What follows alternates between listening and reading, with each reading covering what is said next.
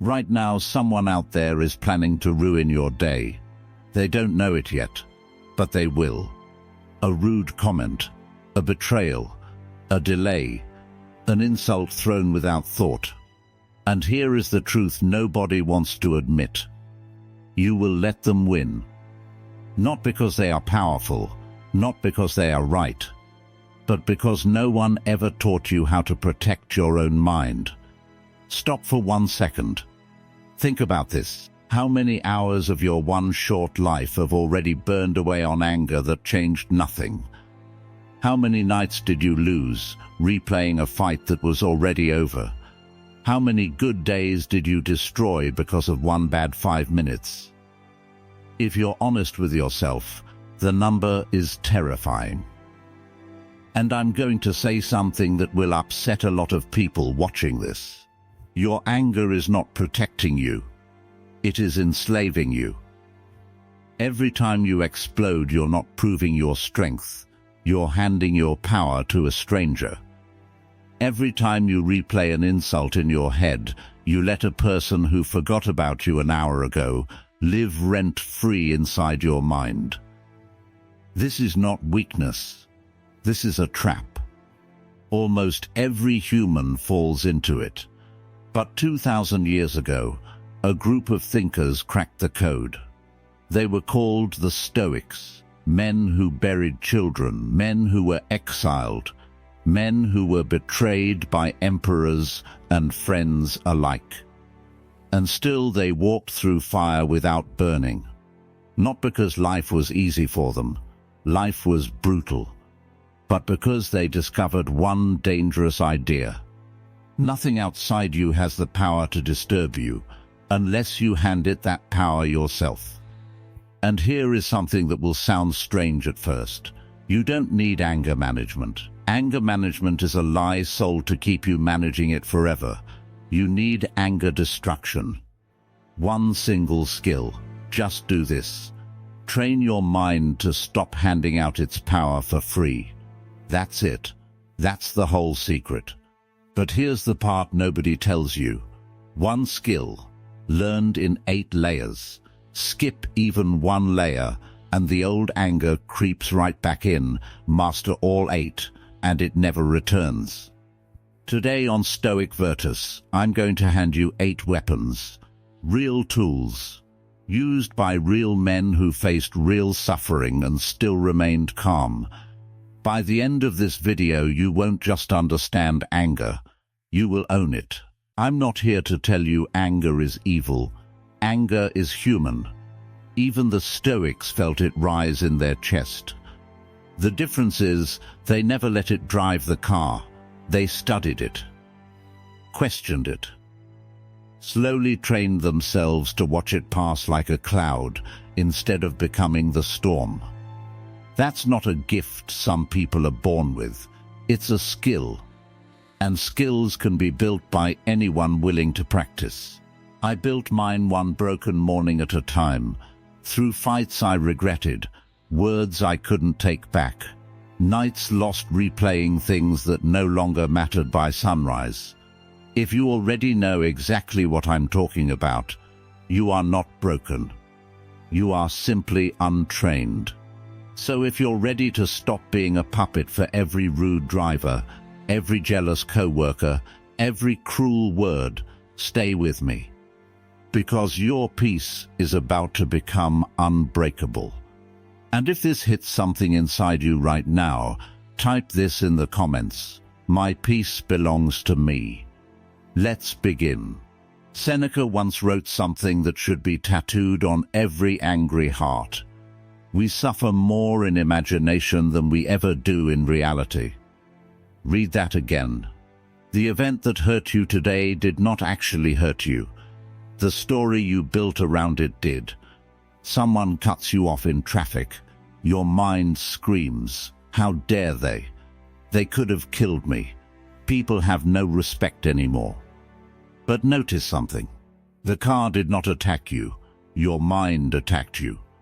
Marcus Aurelius, the most powerful man alive at the time, reminded himself of this every single morning. If you are distressed by anything external, The pain is not from the thing itself. It is from your judgment of it. And that judgment you can revoke at any moment.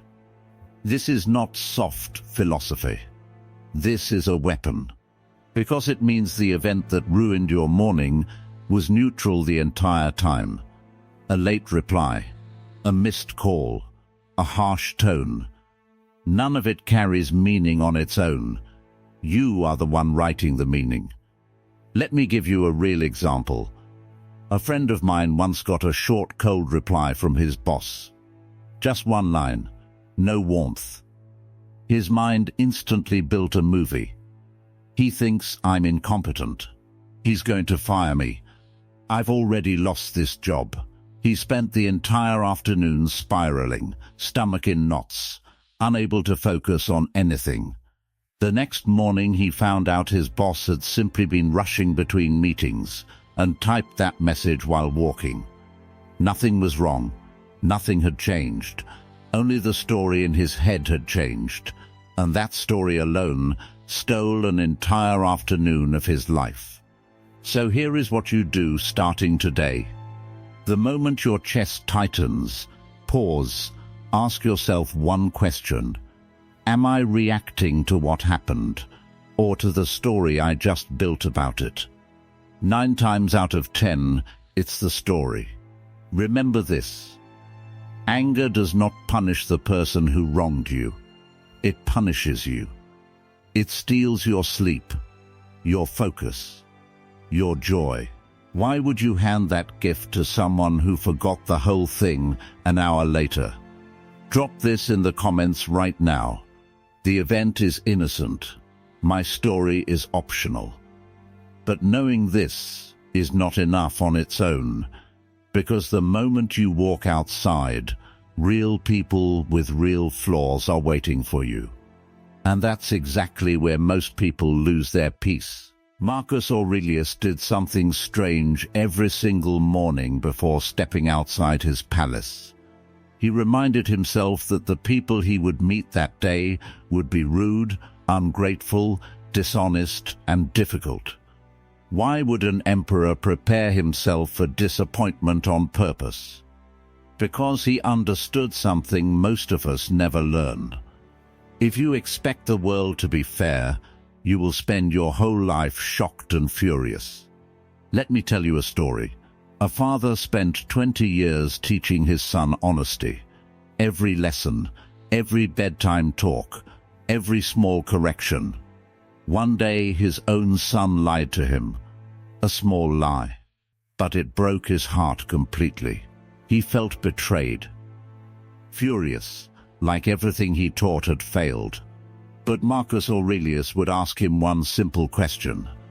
Why were you surprised? Human beings disappoint. They always have, even the ones we raise, even the ones we love the most. This does not mean you stop teaching honesty. It means you stop expecting perfection as the reward. Stoicism flips this completely. Expect flaws in advance, and they lose their power to wound you. This does not mean you become a doormat. It means you stop being surprised by human nature. Seneca said it best. It is far better to heal than to seek revenge for an injury. Revenge wastes time. It lowers you to the level of the person who hurt you. So here is your daily practice. Before you leave your house, say this to yourself. Today I will meet people who lie, who disappoint, who act selfishly. None of that has permission to touch my peace. This single sentence changes your entire day. Think of it like walking through a crowded marketplace. People bump into you. Someone cuts in line. A vendor overcharges you by mistake. Would you scream at every person in that crowd? Of course not. You accept that this is simply what crowded places are like. Life is no different.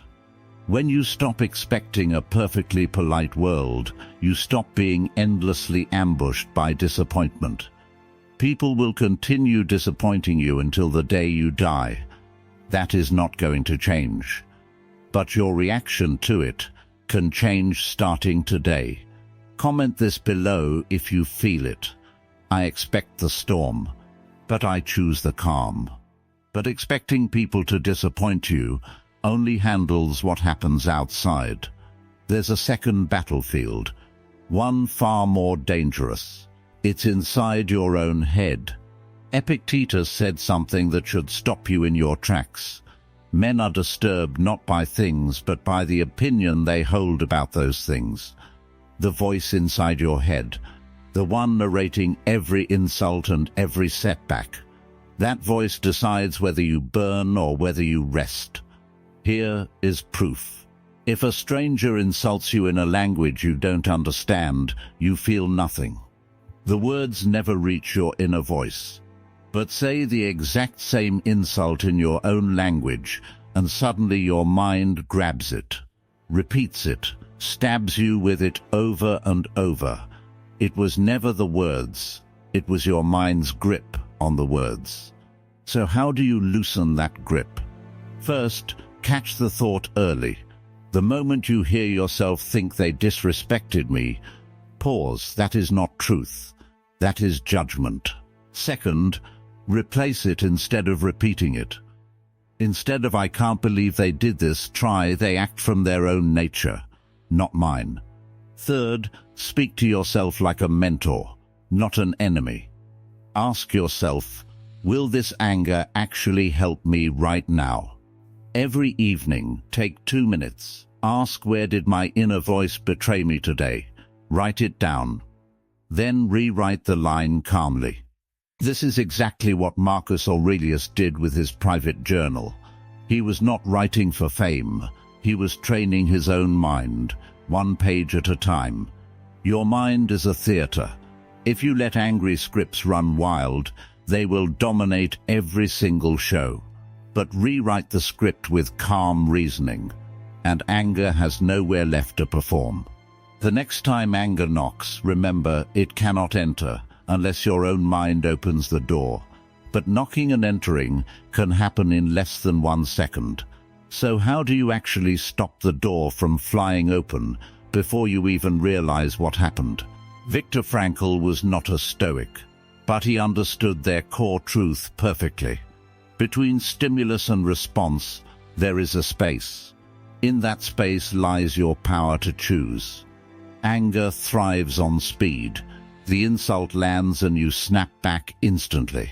The delay hits and you explode before you even think. But if you create even 3 seconds of space, you take the power right back. Marcus Aurelius knew this well. You have power over your mind, not outside events. Realize this, and you find strength. Try this the next time someone insults you in front of others. Instead of reacting instantly, breathe 1, 2, 3 in that pause. Remind yourself, their words cannot enter unless I open the door. That single pause changes everything. So how do you actually build this pause? Train your breath. 3 slow breaths before you speak in any heated moment. Use a mental anchor phrase. Something like, "This is just noise," or "I will not hand them my peace." Delay your replies. Wait an hour before responding to an angry message. You'll notice the fire has already cooled by the time you type. Practice on small things. Spilled coffee, slow walkers, minor annoyances. Train the pause on small storms so you're ready for the big ones. Seneca called this the greatest remedy for anger. Delay. Because anger behaves exactly like fire. Feed it instantly and it grows wild. Starve it of time and it burns itself out. The world expects you to react instantly. When you don't, it unsettles them. That is real power. But even with the perfect pause, some words still slip past your guard. Words meant to hurt you, meant to break you. What do you do when the insult has already landed? Let me tell you a story first. A father promised his son he would watch his football match. Something came up at work. He missed it. His son scored the winning goal that day and looked toward the stands for his father. He wasn't there. That night the father sat alone, heavy with guilt. His son said something sharp out of hurt. "You never show up for me." Those words cut deep. But instead of exploding in defense, the father paused. He remembered something simple. The pain in his son's words was not really about him. It was about a boy who just wanted his father present. Hurt people speak from their wound, not from truth about you. Epictetus taught something brutally honest.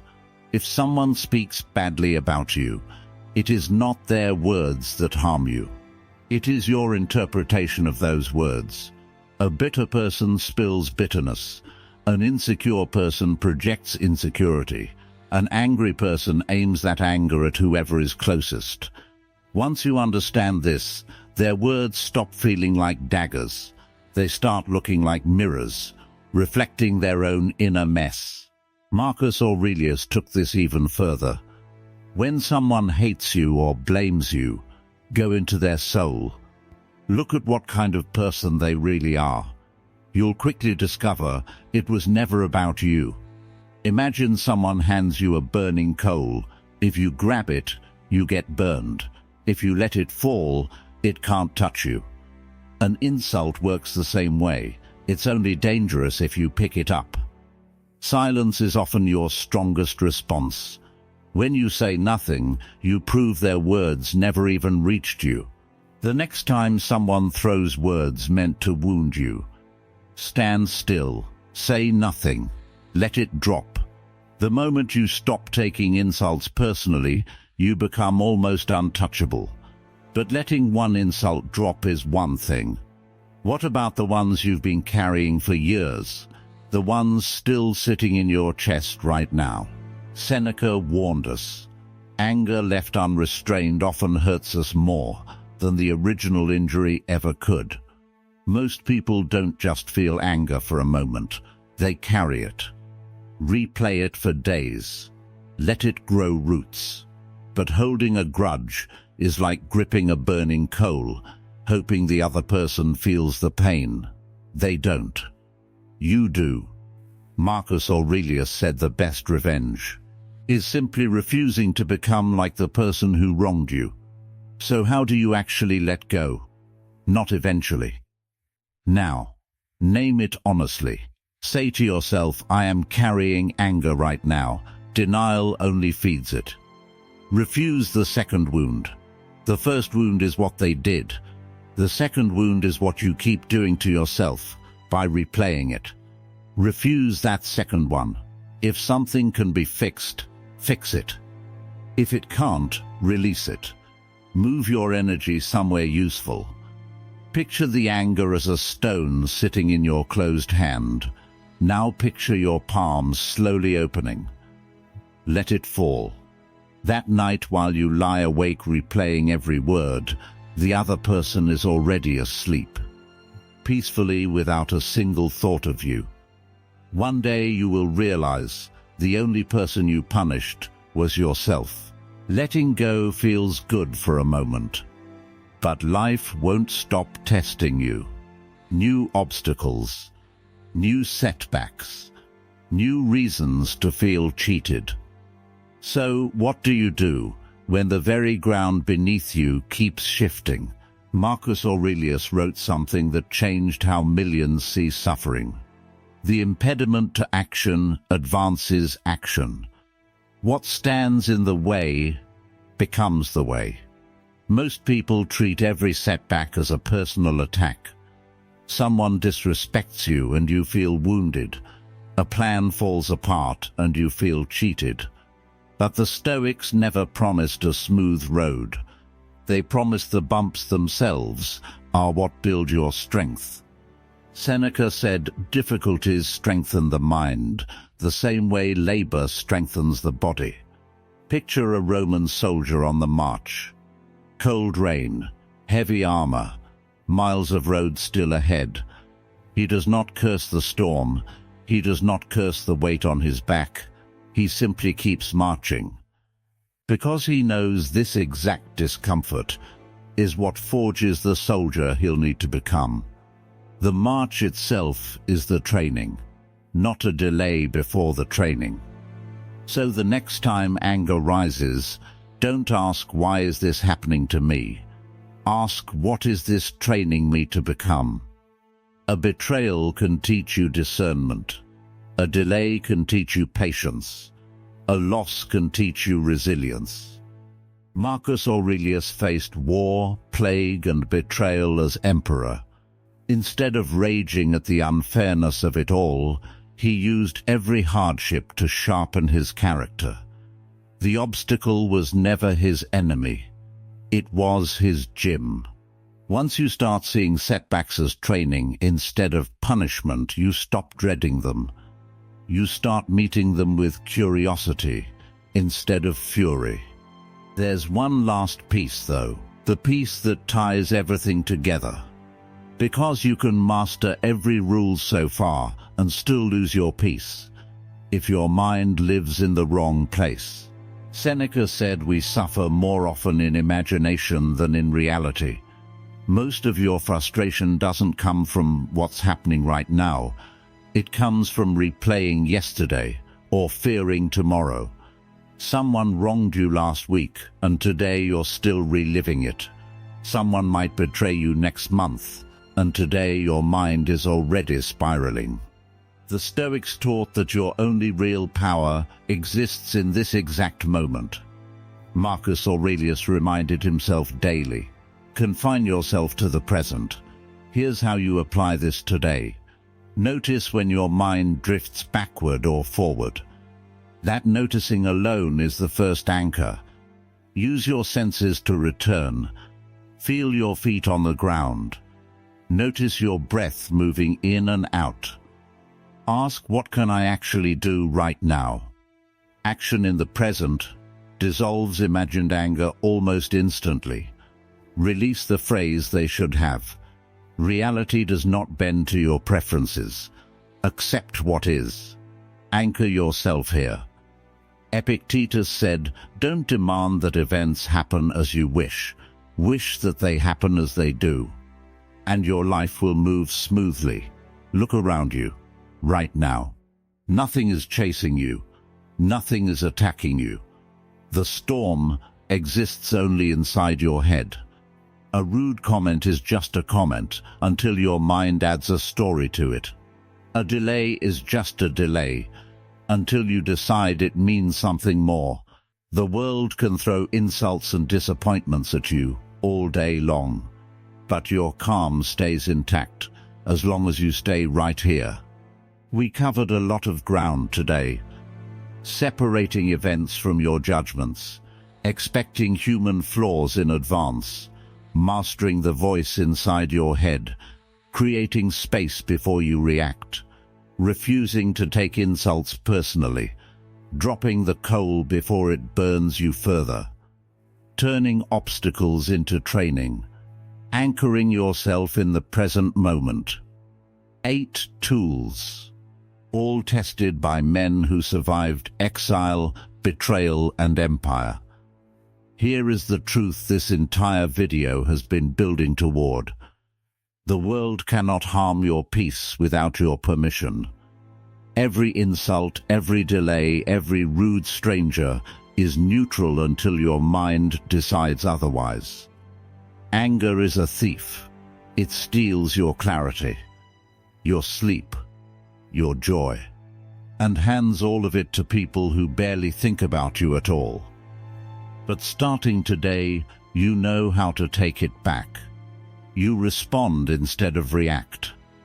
You see obstacles as teachers instead of enemies. You let go quickly instead of carrying coals for years. This is not about becoming cold or emotionless. It is about becoming free. Free from strangers who cut you off in traffic. Free from coworkers who forget to say thank you.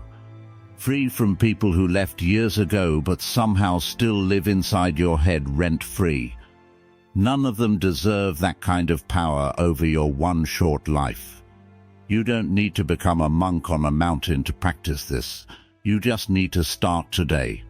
One small moment, one pause, one breath, one choice to let the coal fall instead of gripping it.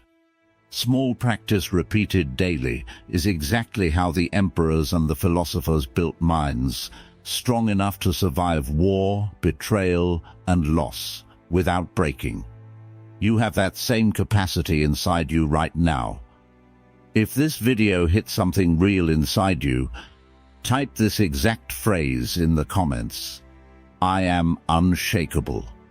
And if you want more tools like this every single week, subscribe to Stoic Virtus and turn on notifications so you never miss the next one. One day life will test everything you learned today. When that moment comes, remember this: peace is never found. It is protected. I'll see you in the next one.